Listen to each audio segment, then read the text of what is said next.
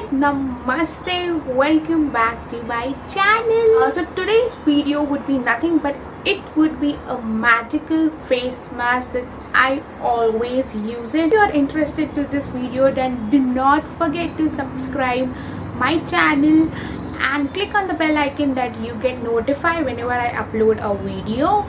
And not wasting any time, let's jump to the video. So you need a clean bowl and 1 tablespoon of rice flour and 1 tablespoon of sandalwood powder, 1 tablespoon of brown flour. If you are from oily and combination skin, then you can use rose water, and if you are from dry skin, then you can use some milk. Mix it well to make a smooth paste. Here you can add some more rose water or milk to make a smooth paste.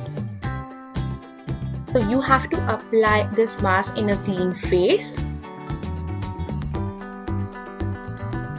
for 10 to 15 minutes, and then you can wash with a lukewarm water. As you can see, my skin is more brightening and glowing.